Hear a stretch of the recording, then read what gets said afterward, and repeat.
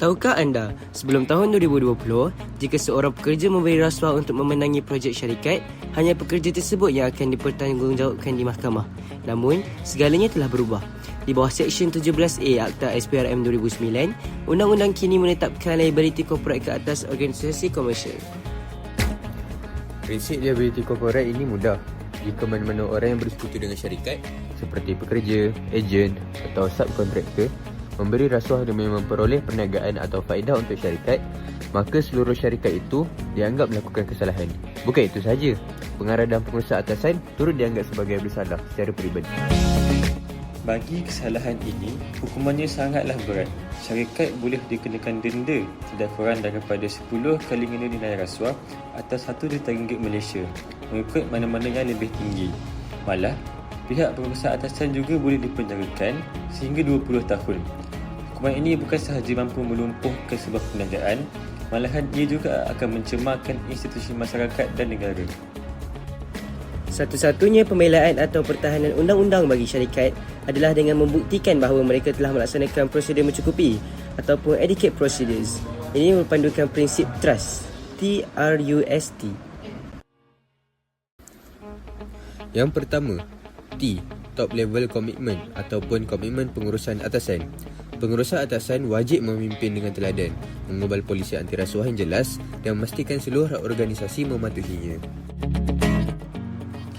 Kedua, R. Risk Assessment, iaitu penilaian risiko. Syarikat perlu kerap menilai risiko rasuah, terutamanya di jabatan yang terdedah seperti bahagian tender dan kelulusan lesen. Ketiga, U. Undertake control measures, langkah kawalan.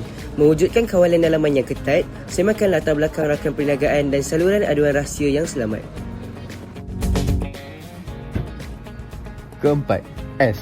Systematic Review and Monitoring, semakan dan penguatkuasaan. Menjalankan audit berkala untuk memastikan polisi berfungsi dan mengambil tindakan tegas kepada sesiapa yang melanggar peraturan.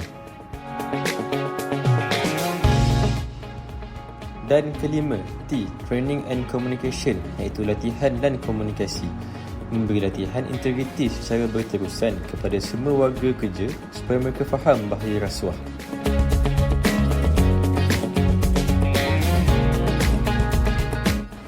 Kesimpulannya, integriti bukan lagi sekadar pilihan moral, tetapi satu keperluan undang-undang dan kelangsungan perniagaan. Dengan mengamalkan prinsip trust, kita bukan sahaja melindungi syarikat daripada tindakan undang-undang, malah membina ekosistem perniagaan Malaysia yang bersih, adil dan berdaya saing. Ingat, tolak rasuah, budayakan integriti. Jadi untuk maklumat yang lebih lanjut, anda boleh layari laman sesawang SPRM www.sprm.government.my ataupun anda boleh menghubungi nombor SPRM iaitu 1800 88 6000. Sekian, terima kasih.